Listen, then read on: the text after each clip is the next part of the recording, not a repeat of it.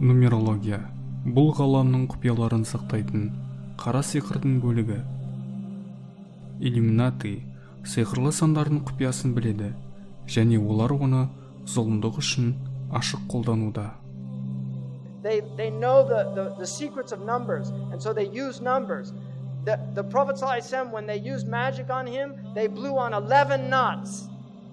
11 uqda. And this is why the Mu'awwidhatayn has 11 ayahs, because it protects against their magic.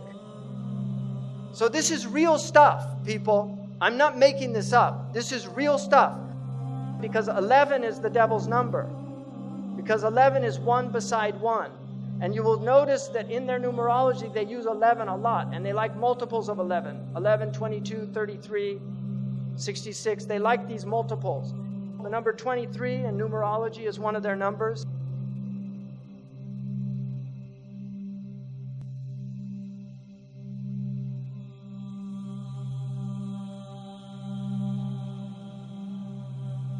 Ben, do you know the tale of why Michael Jordan chose the number 23? Michael Jordan said this. In high school, when I played with my brother, my favorite number was 45, and his favorite number was 45, but we were on the same team. He had seniority. He had the option to wear 45, so I just figured 23 was half of 45, 22 and a half, so I grabbed 23. And 23 has stuck with me the whole time. I went back to 45 in the NBA in 95. I was just coming back from my retirement. My father had just passed. I had never worn any other number than 23 in front of him in the NBA. I felt like I wanted to start off fresh, so I went back to 45, and for whatever reason, that didn't click in terms of luck or just the way I felt. And then, of course, Jordan switched back to number 23.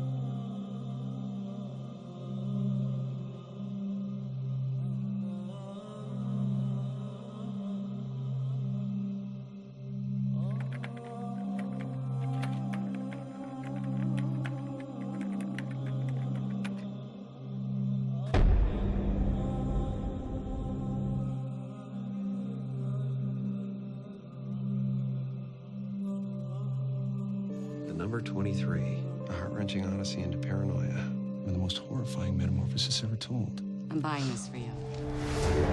Chapter 1. All I could think about was the number. I met you when I was... 23. And the day we met was? September 14th. 9/14. 14 plus 9 is? 23. Is it all just a coincidence? I don't know.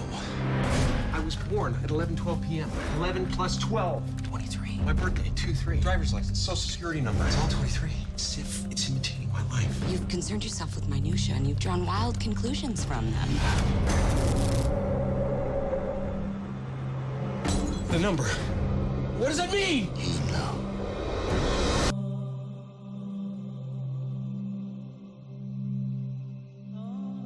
Майли Сайрус индустрия қуыршақтарының бірі. Оның 23 деп аталатын әні бар. Нумерологияны зерттеу ислам бойынша қатаң тыйым салынғандығын ескерткім келеді.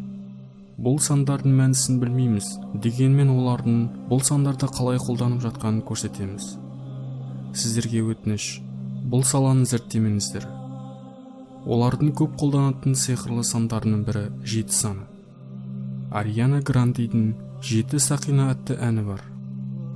Тупак Шакур өз заманының ең даулы рэперлерінің бірі болғандығы сөзсіз.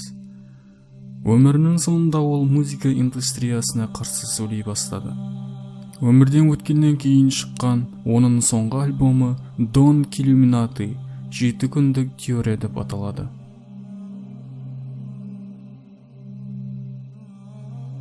2001 жылғы 9 қыркүйекте Аль-Каида террористері 2 ұшақты әдейі бүкіл әлемдік сауда үйіне соқтырды. Бірақ көптеген адамдар бұның нонсенс екенін біледі. 9/11 иллюминати үшін символикалық күн болатын. Мұнаралардың біріне соққан алғашқы ұшақ American Airlines 11 рейсі болды. Boeing әуе кемесінің бортында экипаждың 11 мүшесі болған. Ұшақтар тек 2 ғимаратта соққан болатын. Бірақ ол күні 3-ші ғимарат жермен жексен болды. Ұшақ соқпаған 3-ші ғимарат өрт себебінен құладымыз. Қандай ғимарат болғанын болжай аласыз ба? Әлемдік сауда орталығы 7-ші ғимарат.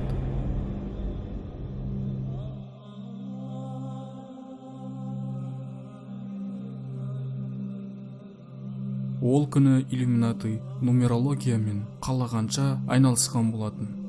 Олар шабуылдардың басталуына дейін бұқараны солардың айтуы бойынша қабылдауға дайындап келген болатын.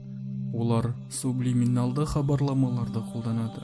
Сублиминалды хабарламалар сіздің психикалық процестеріңізге және мінез-құлқыңызға әсер ету үшін арнайы жасалған. Сіз осы таңбаларды көбірек күндер, апталар, жылдар ішінде қаншалықты көресіз, соншалықты сізге хабарламалар жіберілуде. Сіз ол хабарламаларды үнемі көресіз, бірақ бұл орындалып жатыр ма, жоқ па анық білмейсіз. Немесе бұл сізге хабарланып жатыр.